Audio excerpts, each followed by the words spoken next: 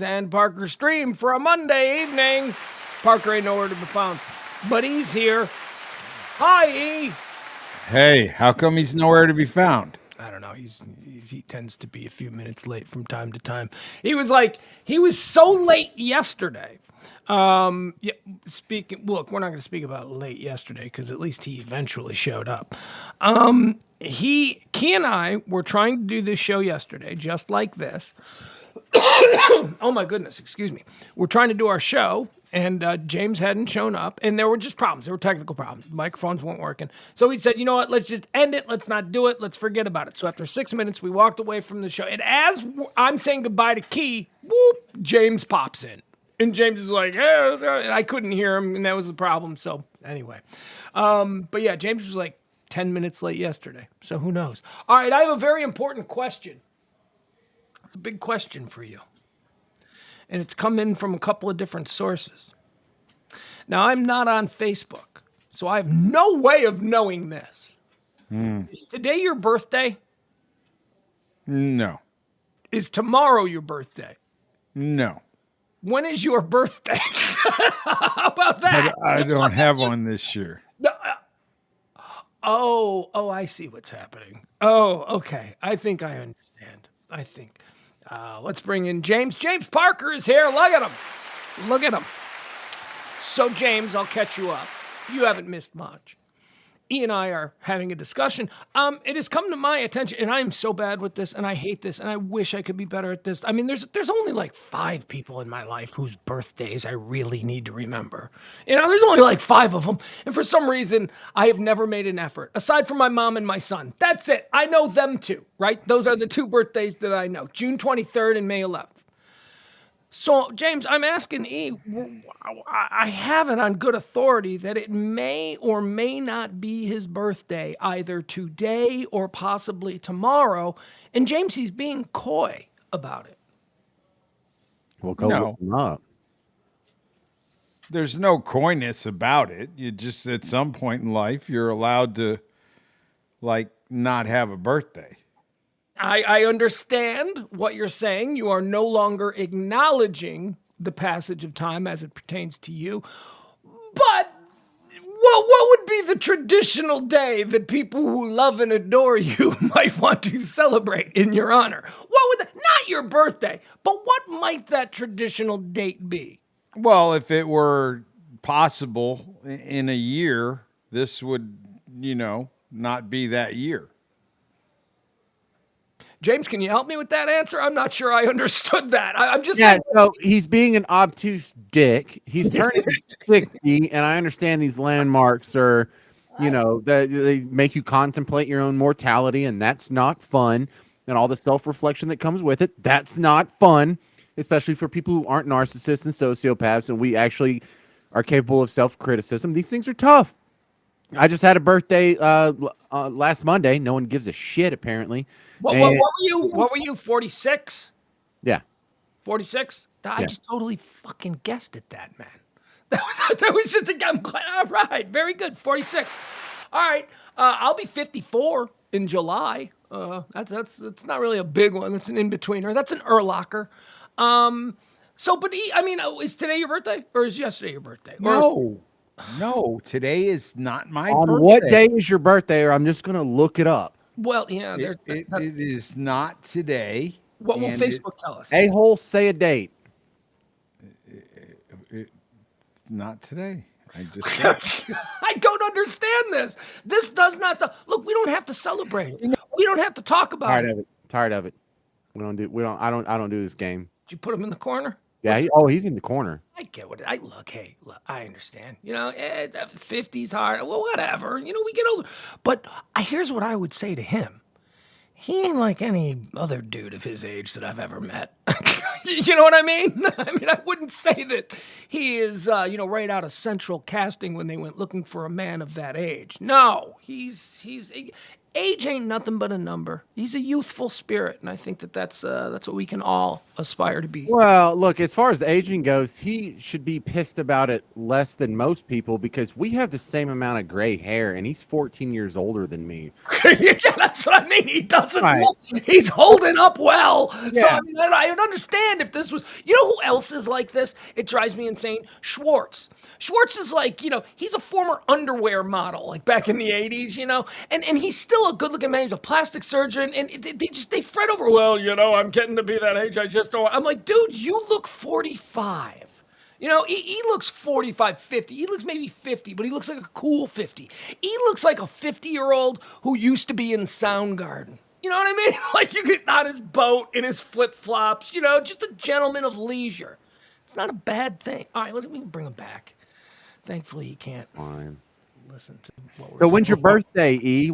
On what day is your birthday? It normally happens on 5/17. Okay, so it is tomorrow. It is tomorrow. All right. A little timeout works, just like with the kids. You go put them in timeout for a little bit. Give them a I chance. said normally happens. Normal, that's fine. That's normally fine.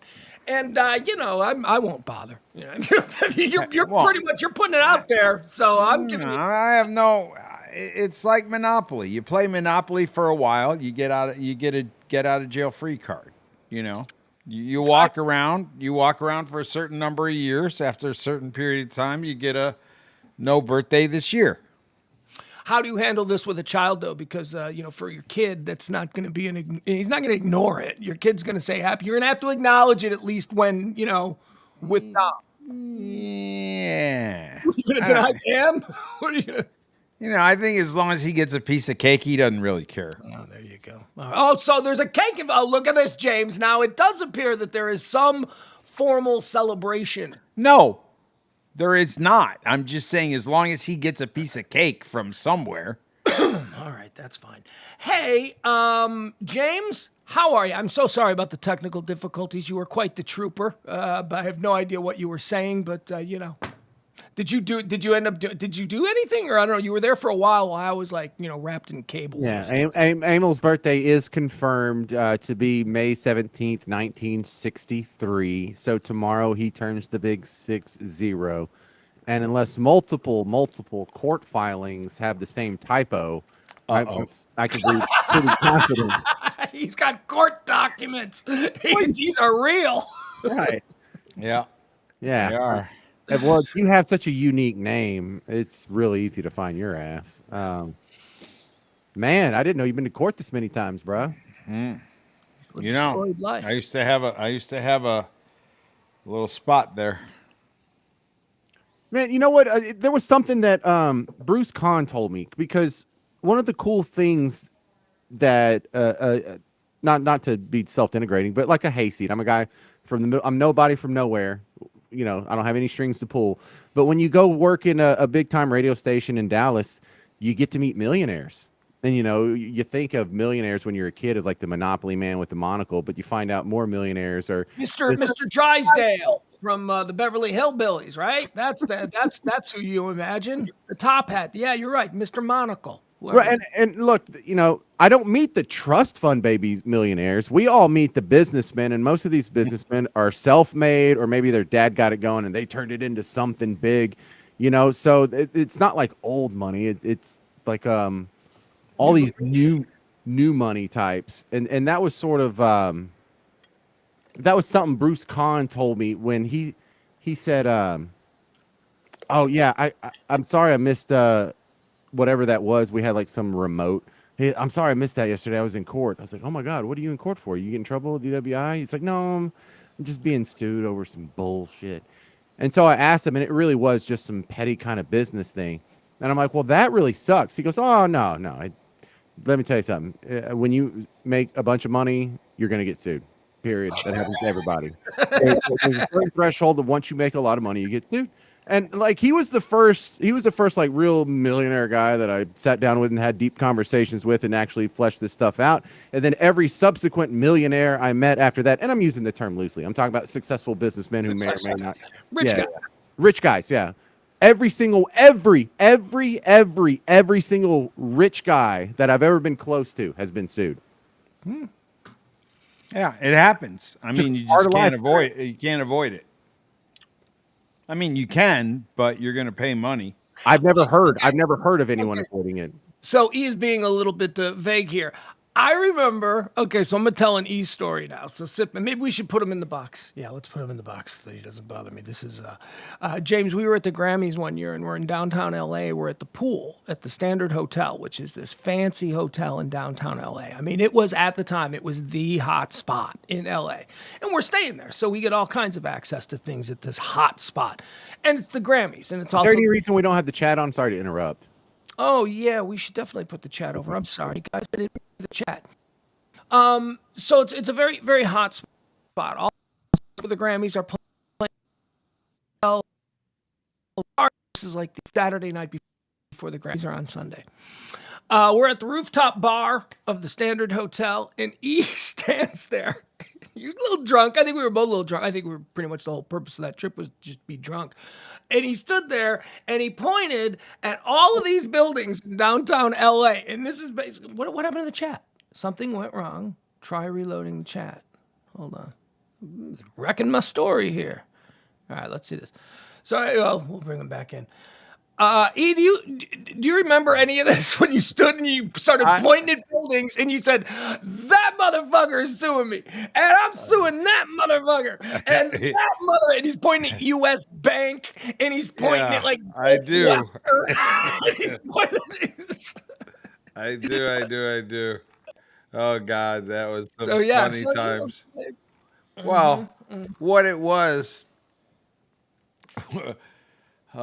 it was crazy though, but it was true. It was true. I remember we were on the top of the hotel, the top of the Standard Hotel, and we were getting hammered, and it was for the Grammys, like that trip.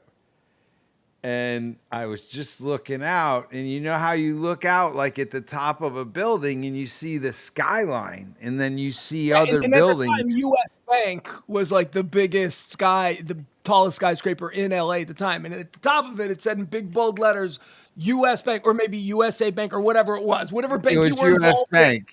Yeah, it was US. I remember it was like US Bank was over here, and then this other bank was over here, and another bank was over here. And I'm thinking to myself, here I am partying up here with Pugs, and I'm getting sued by that bank and that bank and that bank. And I was like pointing to all these different banks, and it was like just like crushing in on me. It was weird.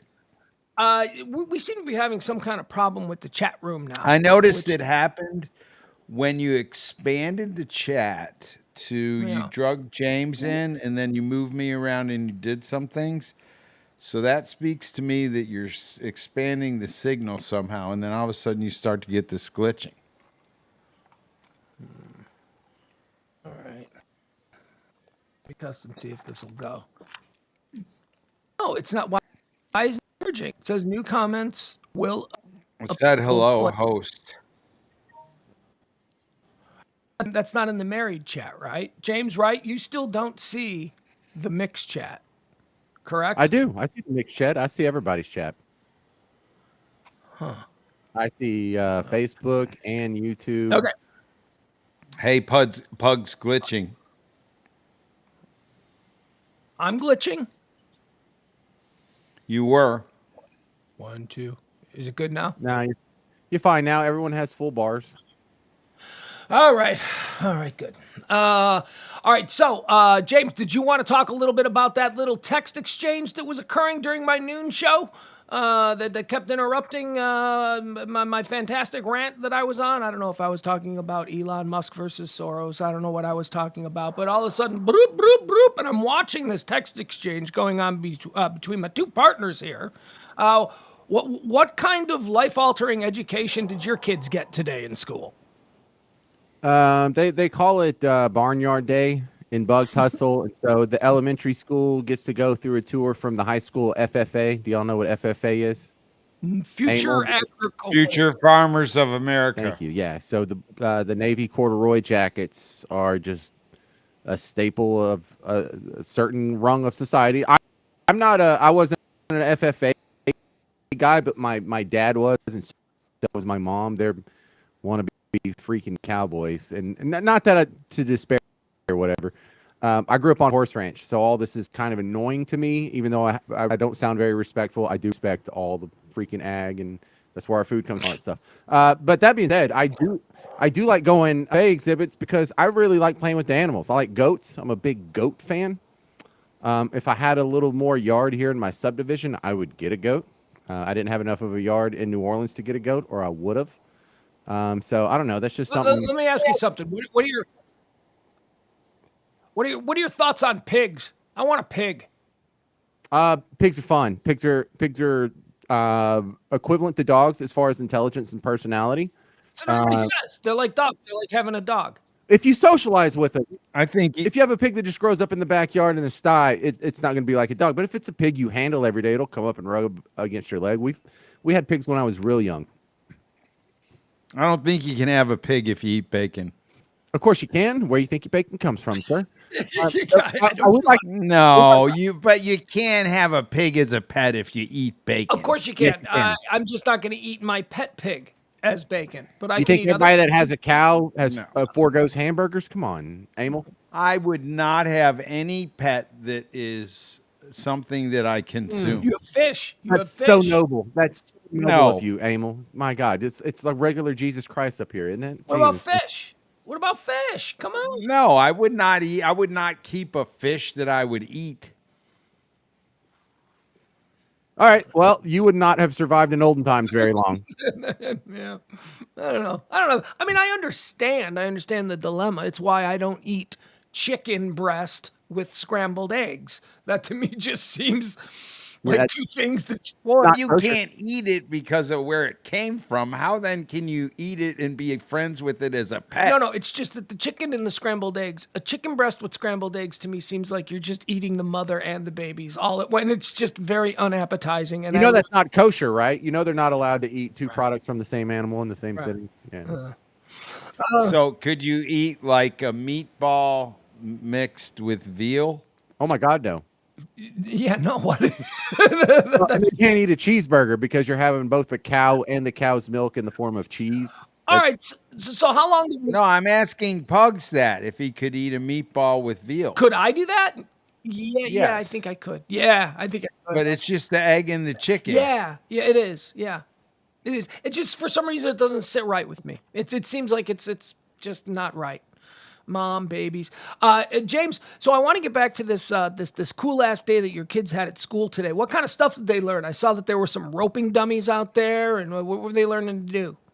So they go through the different stations. One of them's the greenhouse where they learn to how the plants are grown indoors, with like the little pipe that has the drip hose that goes into all the different planters. They learn how to plant outdoors where you make the rows, and some of like the tomato stalks have cages around them, and how do you keep the plants out, and this is how we fertilize it. This is pesticides and herbicides that we use. Here's another one where they had like the little riding circle for the horses, and so there was like 6 horses and 2 ponies, and kids were taking turns riding a lap, and then they kick them off. Then there was the station where they talked about wildlife. So like here is shedded deer antlers, and it's not like we killed an animal to get these antlers. Deer just shed them naturally, and that's where most of them come from that you see here, and we make different things with them. A lot of bug tussle parents get twisted if if the deer antlers were from a deer that was none would be none. Exactly. No, That's more. No, you actually go. You go in the non-hunting season, and you go into the woods, and you look for these shed deer antlers. That's like a big thing for people that are into that type of thing. Yeah, and the one really popular piece of decor out here is the chandelier that's made from antlers, and those things are like $800, or the really big ones are like $2,000 if you can get like moose antlers or something huge. And So they just look to be clear about this kid thing, that just end of the school year. This isn't like an every week thing. This isn't an actual part. no. No, that's exactly it. What a wonderful Well, piece but of your own there were culture. some real redeeming qualities that they were teaching the kids relative to the hydroponics and the growing of the vegetables and things. Yeah, some of this easily translates into growing medical marijuana outside of Tulsa. Absolutely. This could be the next Amel crew that we're developing here. Some people are going to feed the world. Some people are going to grow the world medicine in the form of weed. I'm trying to think what would because that's for bug tussle. That's like a truly unique sort of curriculum that can be added in at the end of the year, and it speaks to the community and has to do with the culture and the history of the area and all that stuff. And it's all great for those reasons. I grew up in just like a sanitized suburb. Like I wouldn't know what would be, you know what I mean? Like what if my school wanted to do something? Because that's cool that your kids come from a place that is markedly different than the generic manila envelope that most suburban raised kids come from. I think that's cool. Yeah, and so it's a trade-off though, because when you're out here in Bug Tussle, they do have a rodeo team. My high school had a rodeo team. Yeah. We didn't have a swim team. We didn't have a wrestling team. So there's a lot of stuff that big city schools have that Bug Tussle schools don't have. But there's a few things that are still different out here. But this was a tour of the FFA program. Is in the vocational part of the high school, which for everyone it's behind the regular high school out here in Bug Tussle. There's the high school, and then the back buildings where like the welding shop is and the wood shop, and we got to go through all that too. They weren't focused on that; they were just focused on ag stuff. But they have a cool warehouse where they have a whole corner that's set up for welding, a whole corner that's set up for like industrial sprayers for I guess painting, because they had the ventilation and everything. So they have a lot of cool like industrial stuff back there. It almost looks like Peaky Blinders, because there's a bunch of rusty equipment like hanging from the ceiling. So it's really cool how they really do have some stuff out here that they probably didn't have if you went to school in Hebron or something. I don't know where your kids go. Highland Park. Like, you think Highland Park had cows at their campus today? Pals? Cows. No. No cows today at the Highland Park campus. Yeah. So that's just one corner of society, FFA. But you don't want to get into that. You don't want to get into that competition though, like over time. What do you mean? Yeah. Well, your kid's schools had something really cool today that Highland Park didn't have. But I'm guessing over time, Highland Park's gonna have some really cool shit that your school probably isn't gonna have. Because rural versus super rich silver spoon kids. You know what I mean? Yeah. Well, like a senator's kid. Yes. Like Taylor Swift will come and do an assembly at Amel's kids' school, right? No, that's not gonna happen. Well, if it were to happen, it would happen at a Highland Park school, is my point. It ain't happening in Bug Tussle. All right, here's another good example. Like, this is my kid is so jealous of this. So like Amel's kid, at every level, at every different point of his like little football matriculation, which my son is also matriculating through football as a youngster. At every single stop, Amel's kid has coaches who are like pros or somehow associated with the pros, or like some guy who he's a Hall of Famer and he's my kid's coach this week. It's crazy. And my kid's always like, man, I got like gym coaches from Plano. I go, yeah. I go, but so does 99.9% of the rest of the world. I mean, there's the facilities and all that stuff are quite striking. Go ahead, E. Well, I'm fortunate that is the case. I don't know. I mean, specifically how that happened was we went to the YMCA, and the Charles Haley's son worked at the YMCA. He was personal trainer, and so But yeah, but somehow. then all the other coaches are SMU current football players. Well, right. Well, Oh, I yeah, mean, that's good. It's just all this really cool stuff that I think. Well, I don't think, because I know that you're a good dad and you don't allow it to happen. But it's the kind of thing that Dominic could take for granted. That someone like my kid Mason sees and goes, "Man, that's really cool. I hope they appreciate that." I mean, it's just that kind of thing. When you have that your whole life, maybe you don't appreciate it the way somebody who can see how special it truly is. yeah, I would say definitely fortunate that we live, right next to SMU. So there are college kids there that, play football and get to access the college stadium and the workout facilities and the indoor stadium there, with the flag 7-on-7 football league. So definitely that was, something that you're fortunate, if you live in that nearby vicinity, whether you live in Highland Park or you live in Lakewood or, that nearby neighborhood to that. And so there are certain things, that kids are definitely spoiled with in Texas and certainly, kids that are in more well-to-do neighborhoods, sure. James, where You know. did you go to high school? Did you say where or when? You went to Chapel Hill High School, Tyler, Texas? Yeah, I went to Chapel Hill. Okay, because I just pulled up Chapel Hill's. My wife Wendy went to Keller in just outside of, like, where is that? Hershey-Lewis, Bedford We know area? where Keller yeah, area? it's North Fort Worth. Yeah. She got in a fight with an FFA girl, future farmer of America. Oh, did she now? Over a boy, I'm Mm-hmm. guessing? No, I don't know what it was about, but Drunk at a backyard high school kegger? no, it was actually a high school. She'll tell the story, but I know the girl's name, and there was a zombie song that was going, dun, dun, dun, dun, dun, dun, whatever that one is. But yeah, that was it. I think it was. So after school, everybody met up like at the end of this like dead end, and so Wendy was gonna fight this girl, and the girl was a future farmer of America, and Wendy was like a cheerleader, so it was not gonna end up I'd good go with for the Wendy. farmer. I'd bet on the farmer, and that's. I think everybody was betting on the farmer, and then somehow Wendy landed a haymaker and gave her a big like black eye, and the fight ended, and like everybody was afraid of Wendy. She rode that for the rest of her high school career. James, what do you got? You got anything you want to get into today? I don't know if you had wrapped up your kid's story, but I thought that was cute from earlier today. The floor is yours if you got something. Yeah, so Vivek Ramaswamy, does that name ring a bell? Yeah, this is a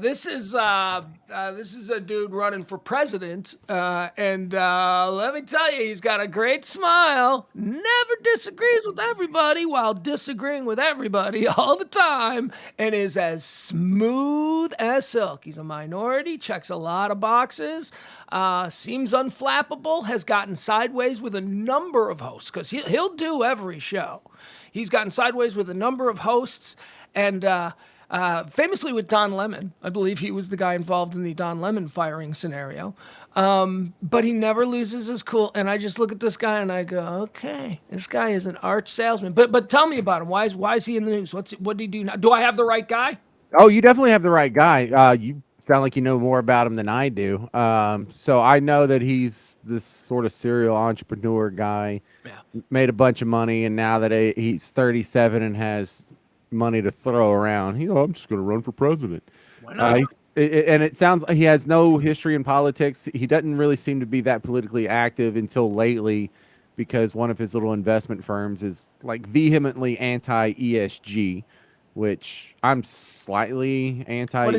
I don't know what ESG is. Okay, so it's ESG is environmental, social, and governance framework. Okay. And so this is something political-minded people are pressing on giant corporations like the big S&P 500 companies. Okay. You don't need to be solely concerned about profits. You need to also need to forego some profits for these environmental concerns, these social concerns, and these governance concerns. So it's just a Those are way the bad to things? Horrible. Okay. Just making sure. God, floor is yours. Okay.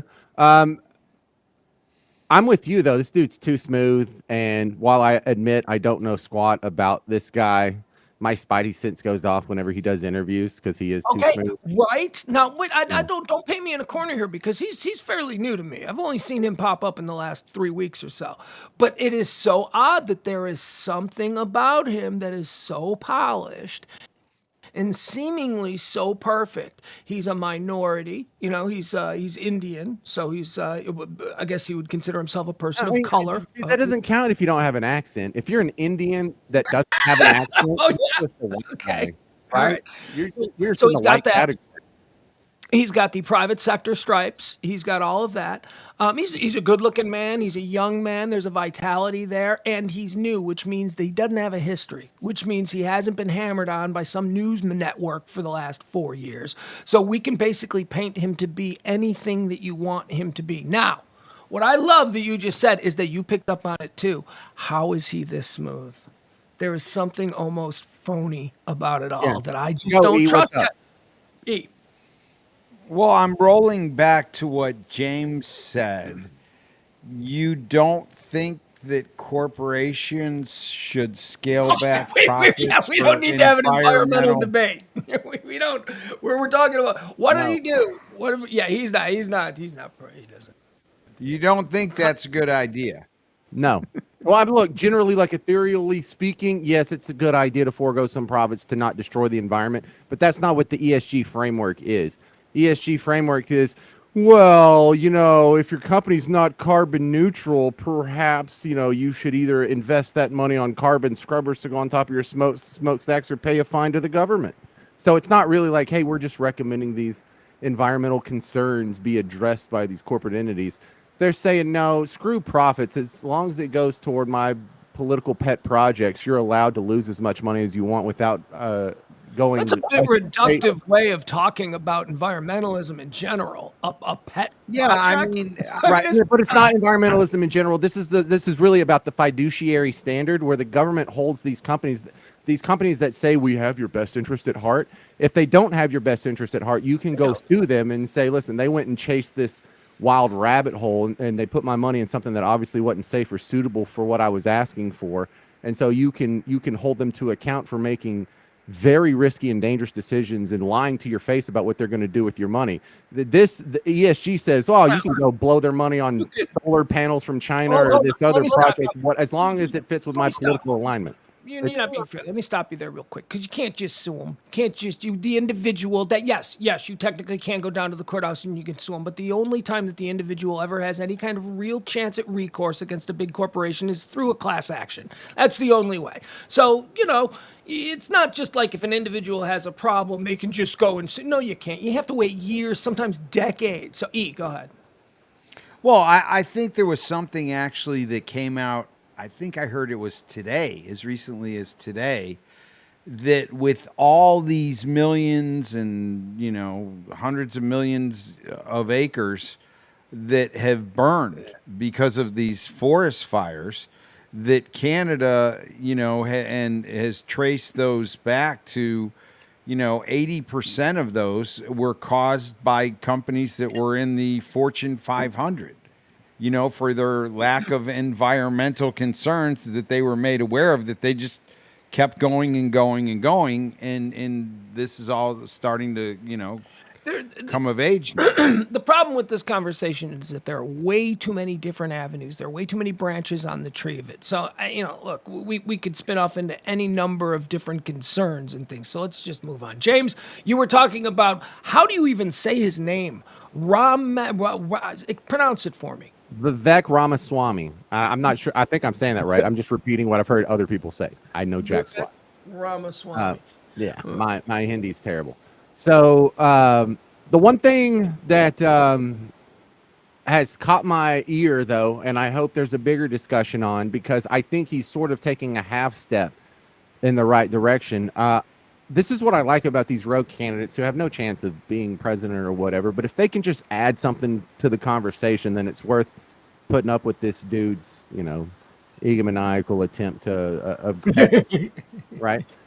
And in this one, Vivek Ramaswamy is taking a little bit of heat because he has proposed raising the voting age to 25. Yeah. Yeah. So I think the voting age should be even higher than that. However, I do not support the idea that there should be a federally mandated voting age. I think we should repeal, what was it, the 26th Amendment that lowered the voting age to 18 for everyone, and just let it be up to the states, state by state basis. That's what the Constitution intended. That's what the founding fathers intended. I think it's a better way to run the country, period. And that's what I would like to see. But I hope his idea at least starts the conversation, because this is a very nuanced, intelligent, high level conversation. Because it's easy to say that everybody should have the right to vote. Well, come on now, let's talk about this.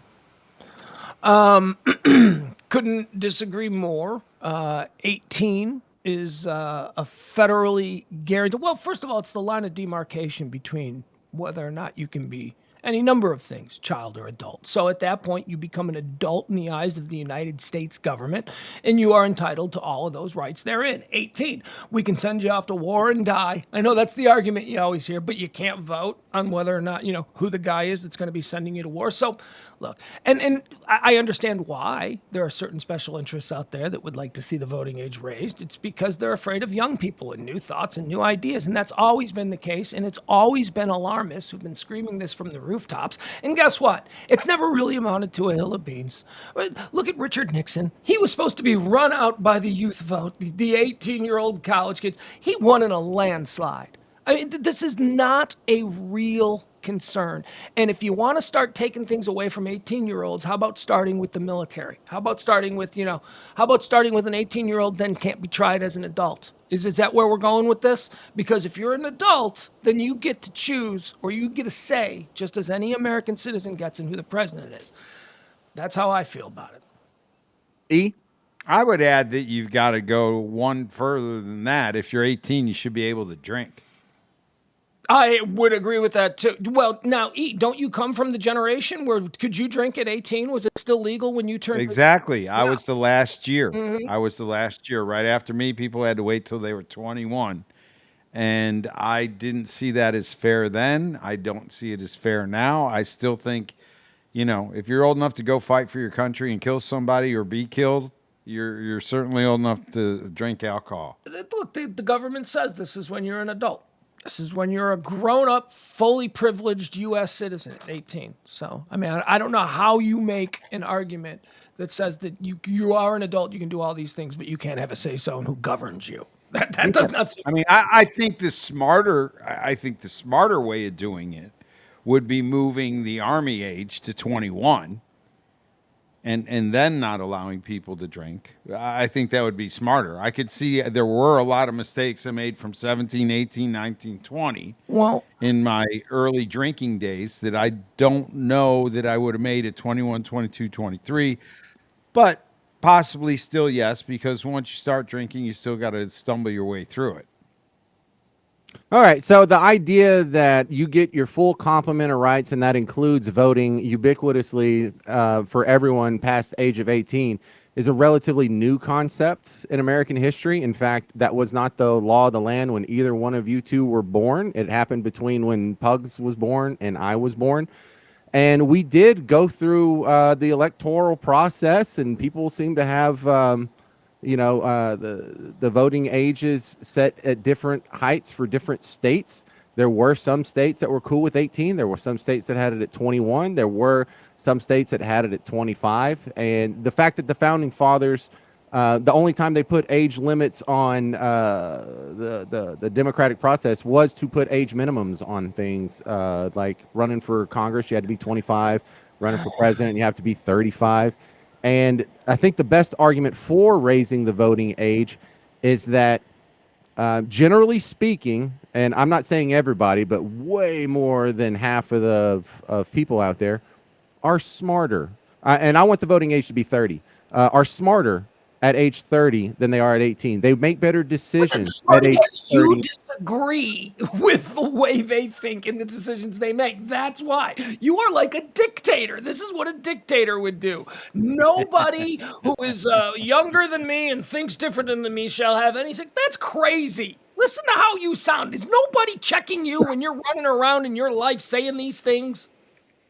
I feel comfortable saying it because I line up 100% with the founding fathers. You do not.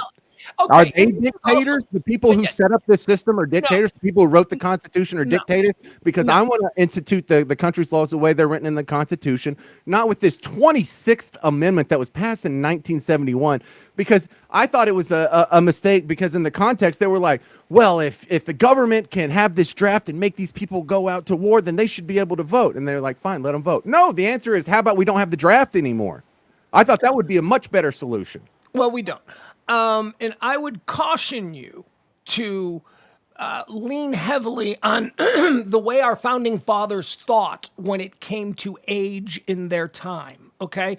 A 25-year-old in 1780 was not seen the same way that a 25-year-old is today. So Agreed. when you start throwing these, okay, so then I think it's reasonable to say, although the founding fathers, the spirit of what they were saying, we agree with, but we have to allow for changes. And changes like people now live to be 100 when they lived to be only 60 then. So your life was over at 30. So any sort of laws or thoughts that they had about age limitations, we need to throw that out because they do not apply to modern times. That would be my retort to your founding fathers comment. And secondly, I did know when the voting age changed. That's why I referenced the 1972 Nixon election. Thank you, James. Right. So, but does anyone dispute the point that generally speaking, at age 30, the average human being, especially Americans, are wiser with a wider set of life experience that would make them better informed voters than 18? Better informed for their station in life. Yeah. But no, not better informed for a 22-year-old station in life, for somebody who's in college, for somebody who's emerging into a new workplace environment. Yeah, no, I don't. No, you I didn't. think You as were. an 18-year-old, you're a grown up, and it doesn't matter what you think. If Go enough ahead, E. people agree with you, your side wins. But we can't take their right to representation away from them. Yeah, Sure we can. I think if you want me to concede, that in general, people that are 30 are smarter than people that are 18 when it comes to making life decisions. I would concede that based upon the fact that they've been walking the earth for probably a third more time. Sure. And so just by the fact that you've been on earth longer, you gain through experience, things that you cannot get being 20 versus or 18 versus 30. So yes, I would concede that. But as far as are they not entitled to their stupid opinion or want the world the way that they want it?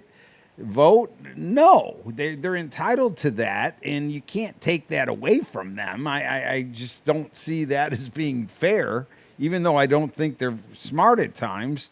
I don't think you can go with the James, oh, well, you don't get a vote until you're 30. But the founding fathers disagreed with you. Were they just hacks that didn't think of that, or? yeah. And people died of scurvy at 35 back then. So, I mean, again, I would caution you to on their ideas, especially when they're actions. Same thing, just not. I think it's similar enough in the human condition, and as far as our brain development and our judgment and our biology goes, we are still human beings in 1776 as we are in 2023.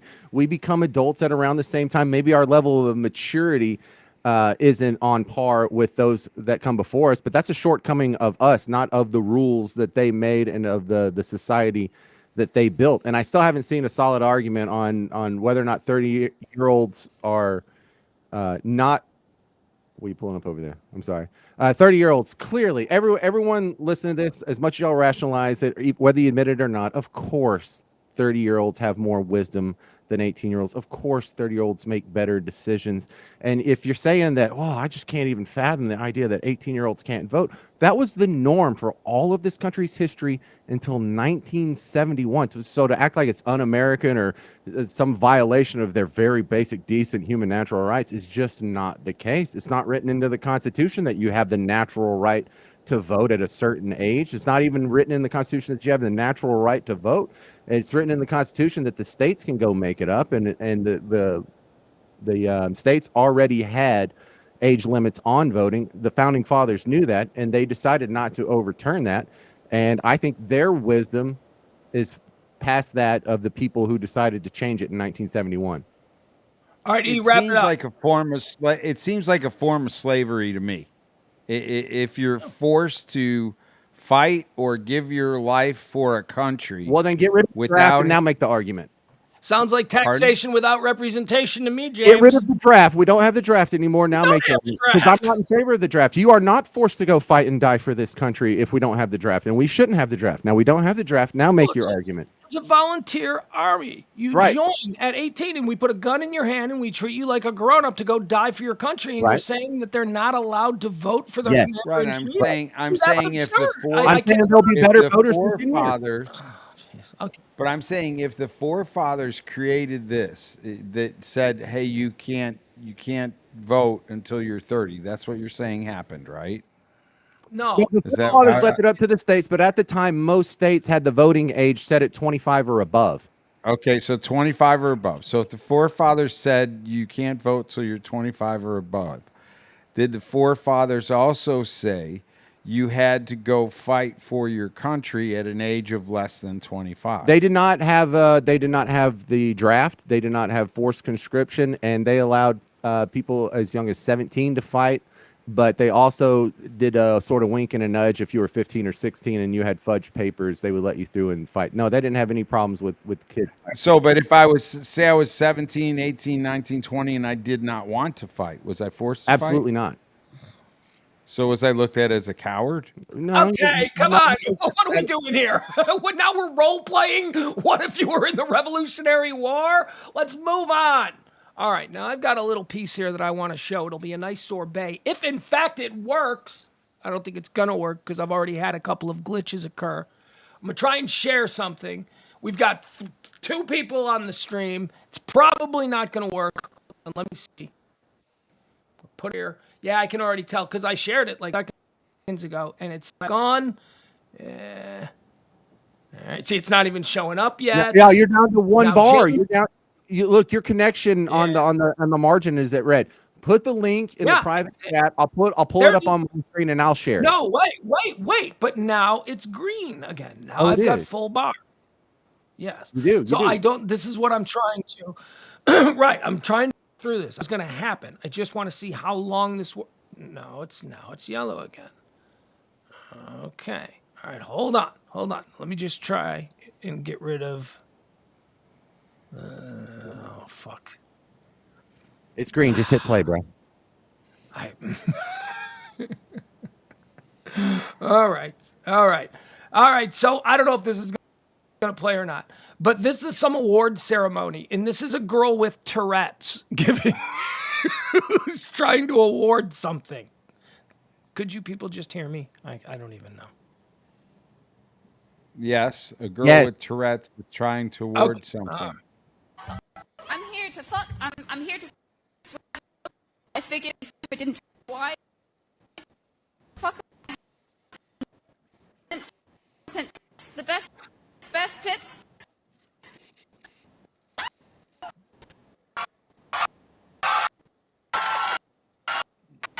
All right. Content. Now I've got no bars. What the Are you fuck, trying man? to tell me that your internet has Tourette's? Give me the link, dude. Just put it in the private chat. No, that's not. Try it. Fuck it. That was just an experiment. Where are you? Did you move the studio? I'm- That's not the background. Yeah. Yes. Moved. Yes. Brand new studio. Moved to get the better connection so that I can actually stream shit. But I can't. Are you not So hardwired? I have no idea. No, not hardwired. No. You know why? Because the hardwire comes about 2 inches out of the wall. Get a goddamn extension cord. Okay, how long should the extension cord be? Because I can't be anywhere near that. I have to be around a corner in a closet. Okay, just stop. We don't need to have this here. Please. We're like a married couple at a Christmas party having a All right. disagreement. So I don't- summarize what the pretty lady with Tourette did. What was this video we made?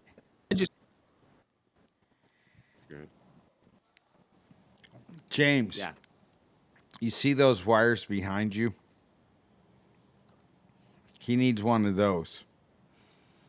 Uh, Long cable, Yeah. Look at Not a my cat. connection. hard wiring him in. Now I'm But green. Now he's I'm not going to listen. green. Full bars right now. Full bars. and So then are he'll you in the drop. house now? Are you in the big house? Or are you still in the? Yes. He's in the I'm big house. He's moved into the big house. I am in the executive chain dressing area, You're which in is Ed's basically a room. walk-in closet. What's that? Ed's room. No, No, he's in a closet. I am in the walk-in closet in the master bedroom. And oh, yeah? Really? Really? You could charge $4,000 a month for this walk-in closet in Manhattan. If this walk-in Manhattan, you could charge 4,000. This is bigger than most college dorm rooms. This is Yeah, bigger but than that most means single apartment. Amel's right outside the door. Like you guys are in adjacent rooms. Dude, have you No, James? I'm Is he Where are back? you? Emil moved a month ago. He moved 2 2 months months ago. Yeah, where He have has you the same been? crappy shirts behind him. Did he just move the crap shirts with him?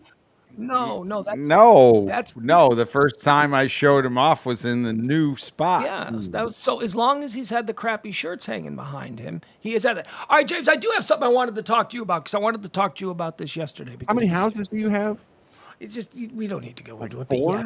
See, like I've heard update your drivers now for a number of Okay, that's not it. different You times. want. Here's what I'll tell you. E. Just press E, update into your Right. drivers. E, here's what I want you to do. I want you to pick up the phone and I want you to call Ed and I want you to tell him that someone in the chat room suggested that you update the drivers and you tell me how that fucking goes for you. Yeah? See what I mean? I just think it's the drivers, dude. You think I didn't sheepishly already float that to Ed and then get my head bit off? Yes.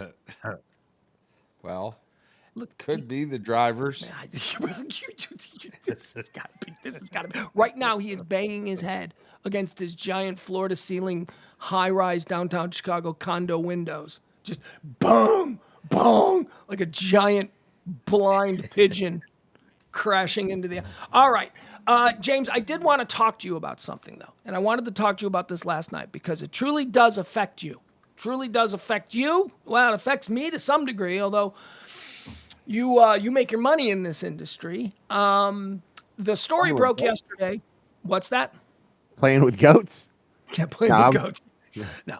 The story broke yesterday out of the Washington Post. AM radio is going away, at least as far as automobiles. This is a big deal. Despite the best efforts, lobbying efforts of AM radio operators, they're not doing it. The car makers, Ford, has now decided that none of their new cars are going to have it, and not just electrical cars, because all the electric cars are eliminating the AM option. Ford, well, here's the story. America's love affair between the automobile and AM radio, a century-long romance. All right, I pushed back on that. No, it wasn't. AM radio was Not even close. dead. Yeah. AM radio was dead as a doornail between 1972 and 1995. It was Rush Limbaugh who brought AM radio back. Everybody had left AM radio for FM long before that. And then sports radio also helped the revitalization of those kinds of talks. America's love affair between the automobile and AM radio, a century-long romance that provided the soundtrack for lovers who fucking shut up. I don't care about all this beautiful poetry. These writers just they wish they were Ralph Right. Waldo Emerson or something, right? Fucking Hemingway here. Yeah, you're doing a piece about the decline of AM radios and cars for the Like Washington it's not like Post. the old man in the sea, right? Exactly.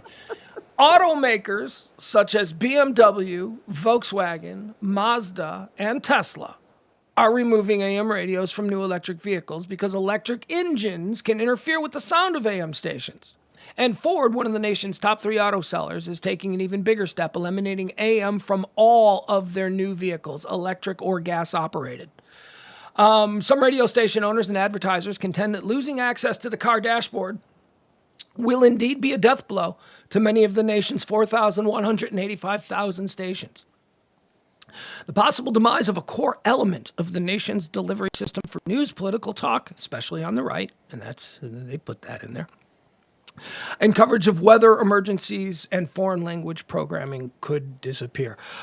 James, you want to explain to people why this is all just fear mongering and AM radio, or your favorite AM radio host ain't going anywhere just because it's no longer going to be a push button option on your car dash? James?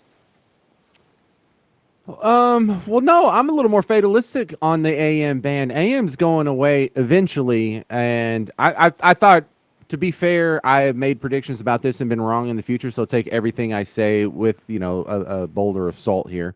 But I think I'm still right. The timeline's just longer than I thought. That AM spectrum, that bandwidth that is currently set aside for when we blast radio signals from transmitters, is going to be repurposed for other things that need it more in the future. I'm not too upset about AM radio being diminished and not being in car stereos. Almost nobody listens to AM radio. Now, out here in Bug Tussle, AM is much more popular than it is in FM because you can get so many more stations. If I drive 30 minutes south, I can really only get a handful of FM stations, but I can get a ton of AM stations. I can get the AM stations. There's some places, like if I drive an hour south, I can get the AM stations from both Houston and Dallas at the same time. Yeah. Okay, wait, James. Let me cut you off here, because what I'm saying here is that if you listen to let's say James Parker, I love my James Parker on AM 670. He's my favorite guy. I listen to him every day. And then you are told that AM radio is going away, and the cars, your next new car, is not going to have a button to push that's going to send you directly to a little antenna on your car that's going to grab this little signal out of the air, and it's going to let you hear James on 670, your favorite thing. You might be upset. You might think, oh my God, how am I going to listen? What? They're burying the lead. Okay, James Parker on 670 isn't going away. It's going to be a digital option now on your dash bar, and it's going to come through an app, and you're going to be able to listen to all the things you ever did before. It's just simply no longer terrestrial means of distribution. And that's what radio has to do. Because as I mentioned on the noon show when we were talking about this, James, you know the average cost of a transmitter, those big giant towers that radio stations have to operate, the average cost is $1 million a year. That is a fucking loss leader, dude. They're spending $1 million a year on something that is better distributed through digital means today than through that albatross that they got on that hill outside town, right? So we know that at some point the accountants are going to come in and go, we just need to go completely digital distribution. Now, that doesn't mean your favorite station, Cliff or whatever, is going to go away. No. You're just going to receive it differently. And that's what I mean. AM radio isn't going away. The option to just push a button on your dashboard is going away. It's going away like the cigarette lighter. Cars used to all have cigarette lighters and ashtrays. They don't anymore. So yeah, but how do you listen? You're going to listen on the iHeartRadio app. You're going to listen on the Odyssey app. You're going to listen on Spotify. You're going to listen every on radio Netflix. station in America is basically a part of a giant conglomerate. And whether it's Cumulus or Odyssey or iHeart, there are apps for all of them, and they all come up on your dashboard. And you hit the iHeart app, and you go to Dallas, and then it shows you all your favorite stations in Dallas. And you click on that, and the other day we drove up to the dock. We listened to AM radio from Chicago the entire way. AM sports radio. That's how you're going to listen. You're going to not only be able to listen to the guy that you're just conveniently close to and you're picking up terrestrial, you're going to be able to listen to any AM radio talk host anywhere in the country. You can do that now. You can already do that. But that's what's coming. So this isn't bad news. This isn't the death of AM radio. This isn't this. So go ahead. So if everybody's so ready, then how would I do that? Like if I listen to the ticket, how do I listen to the ticket? Okay, so your new car that isn't going to have an AM option, right? That new car is going to have an internet option. You are going to have an app in like a smart dash and all of that, okay?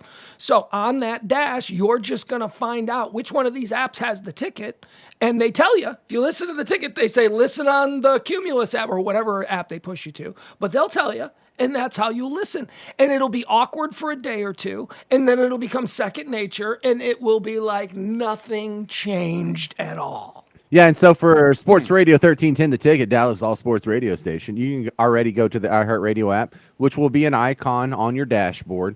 And I think some people might be a little surprised that a guy who has done a lot of hosting on AM radio over the last 20 years isn't too. I'm totally nonplussed about it going away. It's because it's just a platform. You know, Led Zeppelin didn't care when the 8-track went away. They were still going to be Led Zeppelin. They were just going to do that on cassettes. And then when cassettes went away, they did it on CD, and now they're doing it on MP3s and streaming. What a terrific way of putting it. What a terrific way of putting it. Led Zeppelin didn't give up when the 8-track went away. This is simply about the platform, but more to my point, what I think it's more about is means of distribution. We right now have a sort of a hybrid broadcast business going on here where we still have one leg left in the analog terrestrial era because that's what the business model is built on. You got to sustain that business model because now we have shareholders to answer to. And they all know that they need to get rid of all of that stuff. They need to get rid of the expensive downtown studios and the giant towers and the tower maintenance and all the specialized engineers that they keep at $100,000 a year.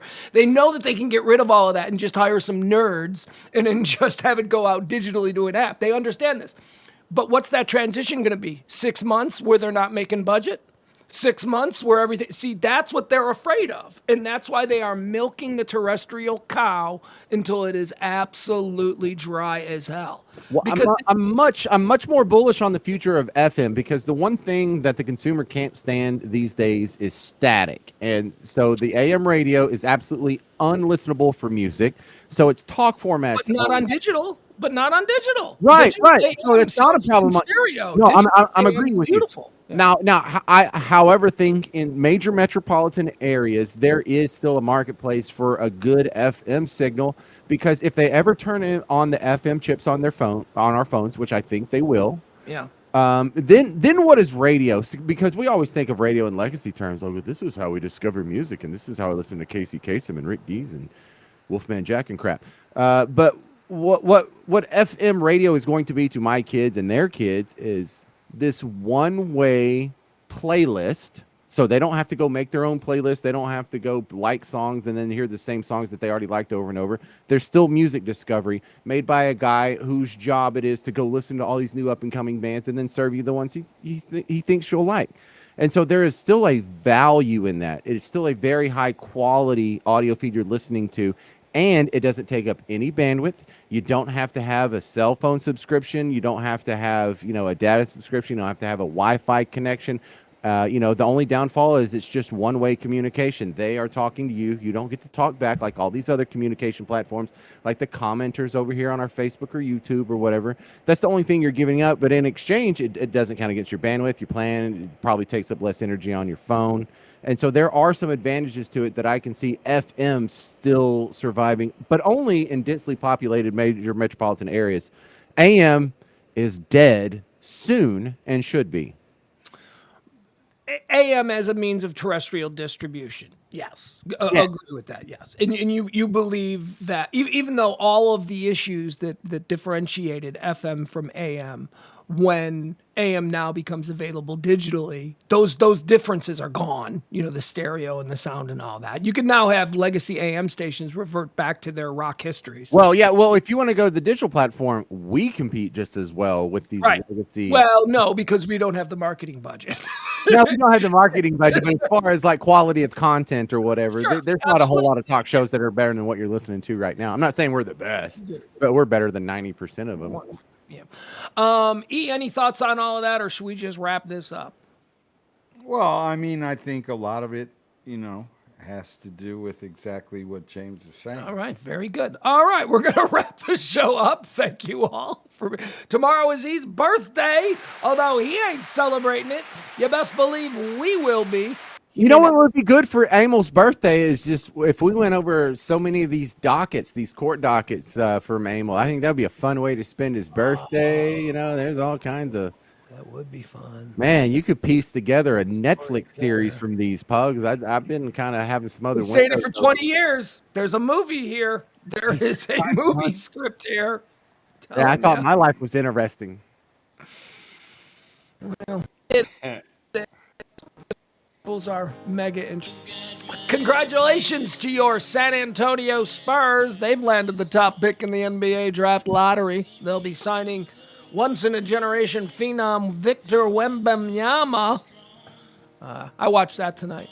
I was a Oh, bit well, of good for the Spurs. I didn't know they were that bad. So also didn't I see the Dallas Stars pummeled their way Yeah. through to the conference finals? Yeah, you know what? That's funny. Where's he? Oh, he's already gone. Because I wanted to. He's our resident hockey expert. Tell me what you think of this. Tell me if you got a second here. Here was my take on the Dallas Stars. So right now we're looking at in the NHL. The NHL is a struggling league. It's the fourth league and it's losing ground. I mean, baseball is struggling as well, but they've made some changes this year, and baseball seems to be potentially on the upswing. NHL, not so much.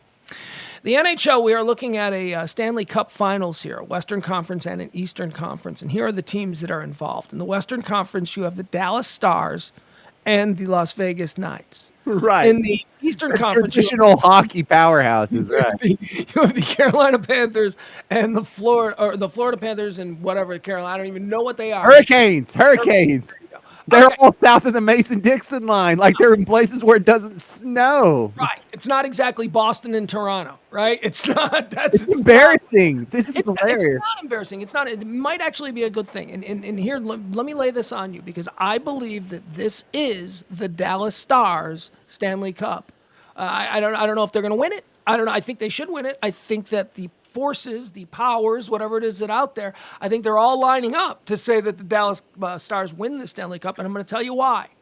We went through these expansion teams from non-hockey cities that have all over the course of their early tenure in the league been good. All of these teams have performed very well for expansion teams. Back when the Dallas Stars became the Dallas Stars, when they moved from Minnesota. Now, when you took the Minnesota North Stars out of Minnesota, you have to understand, hockey is a religion in Minnesota. It's a major, major loss for them. Is it really that big? Minnesota's probably the biggest hockey state in all of America. I mean, it's frozen most of the year, and it's the land of 10,000 lakes. So what happens when those lakes freeze, right? So anyway, so Minnesota loses this team, the Minnesota North Stars, and they come down here and they become the Dallas Stars. And by the way, how perfect is that? If you got to move, they just drop the North. The Stars, it fits for the Lone Star State. The Stars, it fits for the Dallas Cowboys. I mean, it was perfect. Little symmetry there with the Cowboys. I like that. Yeah, it was like perfect. We're not North anymore though, so you definitely have to drop that crap. But here's what happened. And maybe you're too young to remember, but I do. I remember this being a sports story. And when the Dallas Stars became a thing, there was an awful lot of pressure on this city, on that organization, to be good. You know why? Because hockey wasn't believed to be a thing in the South. Nobody thought hockey could make it in the South. And the Dallas Stars took 2 years before winning the Stanley Cup and turning Dallas into a mega hockey city. And this is why they expanded to a team in Florida. And this is why they expanded to a team in Carolina. And this is why they expanded to a team in the middle of the desert. If Dallas and the Dallas Stars had failed, if they had gone 10, 15 years without ever making the playoffs, hockey would not be expanded and we would not see this finals that we're seeing this year. This is all because of the Dallas Stars. They moved to Dallas and 2 years later, they win it all. I mean, that's why I believe karmically and energy-wise and all of that stuff, I think it's in the cards for the Dallas Stars to win this one, because it's because of them that all of these teams are even a thing. What's the explanation for the casual hockey fan like myself on the Las Vegas Golden Knights? I think they've been to like 3 of the last 4 conference finals. I know. I don't know. Does that piss off the larger hockey world? Because I think of like the Winnipeg Jets fan. You know, they had this franchise throughout history that was a classic NHL, just traditional, historic face brand, you know, and then they lost it. And then they got Atlanta that moved back to Winnipeg in like, I don't know, 10 years ago or so. And they still haven't done squat, but they do live, eat, and breathe hockey. That's the only thing they got going on in Winnipeg. You know, they don't have an NBA team or an NFL team or anything like that. So what do they think if you're a hockey fan in Canada, like Winnipeg or Calgary or Edmonton, and you got to see, let's see, Carolina, Florida, Dallas, and Las Vegas? yeah, That's look, demoralizing. people don't even live in Las Vegas, right? I mean, that's just a tourist destination. Florida, there no ice occurs in Florida. Carolina, hurricanes. That's not even that's weather related, but a completely different weather condition. You know what you know what I mean? It's like a hockey team that's about a hurricane, which occurs in beach region where you can't play hockey. I don't know. I don't get it. But yeah, no, I think it's very cool for the Stars to Yeah, I sort guess of be. that is the ultimate hurricane, the hurricane's ultimate hockey juxtaposition because hurricanes are a warm water phenomenon and hockey requires frozen water. That's what I'm saying. It doesn't even make sense. It's absolute madness. There are no rules. Suckiest hockey mascot. Now that you bring it up, It's the we're worst. gonna have to talk with these people. All right, that's it. We'll see you tomorrow at noon. Bye, James. Tomorrow- Let me brag on Florida stories. It is now statistically speaking in the top half of podcasts on planet Earth. So I mean, that's a thing that you did. You did it, and you did it, and you did it. You, the people, did it. But mostly him. Mostly he did it. But And you Florida. guys, he did Florida it. gets a lot of Florida. credit. Florida gets a little bit of credit too. All right, thank you, James. There he goes. Journey, a multi-answer test. Tip the show if you can. We'd appreciate that. That'd be lovely. Rough goings. Tip the show. It goes directly to me, so that I don't have to live in a closet, which is basically where I'm doing this show now. But you know what? Let me just say something here. I absolutely love my new accommodations for doing the show. I think this is cool. I don't know. I like it. I liked it so. Hey, how about me today? How about me on the High Noon Show? You tune in for 2 hours? I went 4 hours plus today. Me, 4 hours, stream of consciousness, hot topics, current events, trends. Oh my God, I was on fire. We had fun. We do that every Monday through Friday. Noon. Join me for the High Noon Report. Everything you need to know about the day. And then a whole bunch of narcissistic ramblings. That's the other thing that you get. I'd say that's primarily what you get. 401, I don't have the ain't got no great no.